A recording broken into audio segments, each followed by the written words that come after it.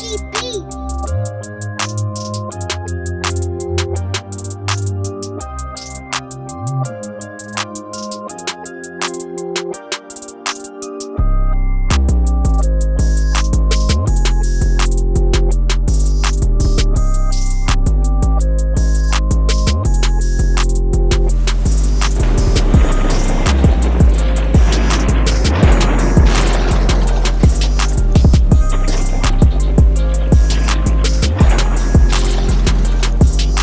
Yo, what's up YouTube? I know it's been a while, but I'm back. So you know the drill. Before we start, make sure to smash the like button for more fire content. If you haven't subscribed yet, make sure to subscribe and hit that notification bell. For all the newcomers, welcome to Team Eyeland. If you haven't yet, be sure to follow Team Eyeland on the IG page. There's a lot of great content on that page and I'm always active. So if you have any questions, be sure to DM me. We got another great one for y'all. Today I'll be sharing key tips on how to cover in the red zone. So let's get right into it. First thing first, we got to explain what the red zone is. When the offense reaches the 20-yard line to score, the offense has entered the red zone. The red zone lasts from the 20-yard line to the 5-yard line, and then the 5-yard line to the end zone is the goal line. When we get to the red zone, be ready to be tested with a lot of double moves, one-on-one matchups, and trick plays. So our eyes have to be very disciplined and our breaks got to be on point because we have no room for error.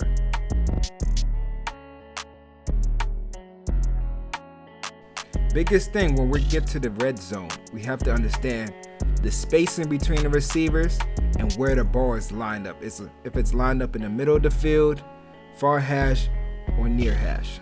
Also, we got to recognize where our help is. So for my slot guys right here, a lot of times you guys get tested with deep routes, with corner routes, shake routes, or inside fades, right? By number 2. So we have to understand the spacing between number 1 and 2 and realize that we have inside safety help, right? The post safety is playing inside. So now what route that could really test us and what route that could really beat us is a corner route or a fade towards the outside. So we have to be alert for that.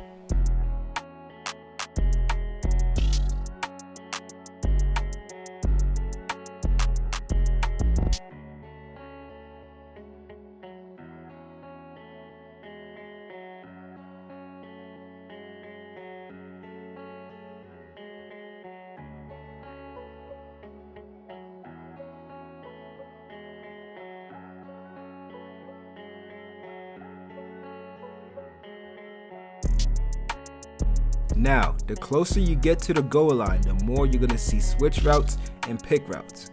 So we have to communicate with our teammate so we can have a plan to execute. Now, when we switch the routes with our teammates, we still have to be in position to get hands-on with the receiver. When we're barreling too fast, we're giving the receiver more room so he can get into the end zone because all the receiver has to do is just get in the end zone and find a little window for the quarterback to throw the ball. So we want to get in position where we can still get hands on the receiver, slow him down, and be in better position to make a play. As you can see, the DB is too far away from the receiver to get hands on him, and he gave him a free release, and look at the window this receiver has to catch this slant. Now, if you guys decide to play in different levels, meaning one person's press and another person's playing off man, whoever is pressed has the right of way, and whoever is playing off man has to go over top the defender. You cannot go underneath the defender because if you do, this will happen all the time.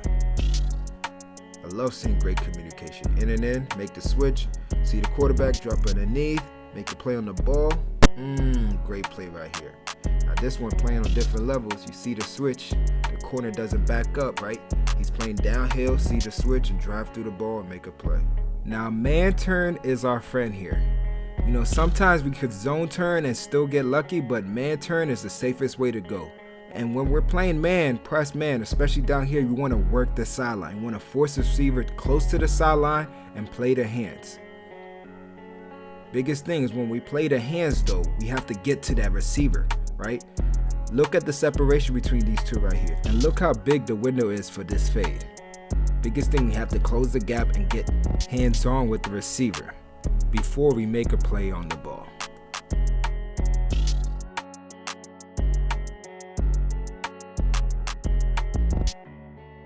Now look at this play right here.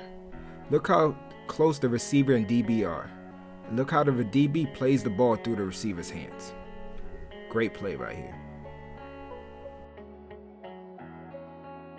Now this is why we man turn. So we're still in position to play the back shoulder. We have hands on the receiver so we know where he's at, and we can still locate the ball.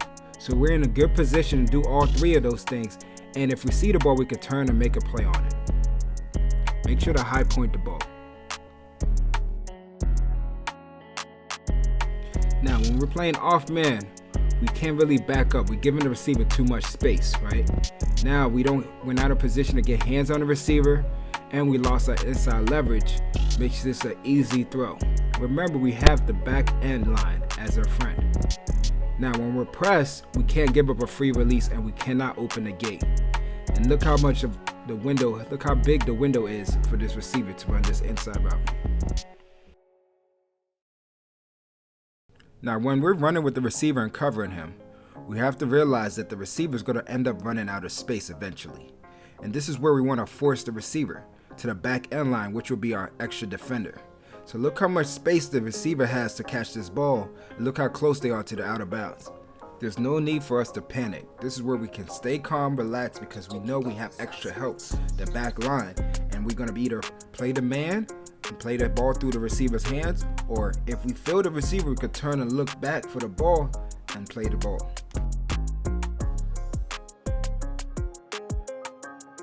Now understand where the receiver lines up at, right?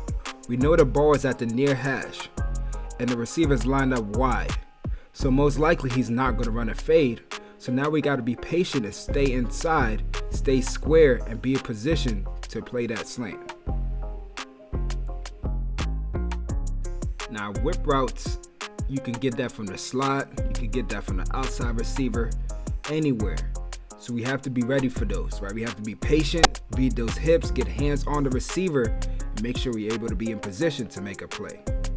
As a DB, if we're playing man near the goal line, there's no reason, not near the goal line, in general, if we're playing man, there's no reason for us to look back in the backfield. So locate your man, make sure you have your eyes on him and follow him wherever you go. Make sure you man turn if you can, and make a play on the ball. So now if you add these tips and tricks to your game, hopefully you'll be making plays like this. That's the end of the video. Hope you guys enjoyed it, and I'll catch you on the next one. Peace.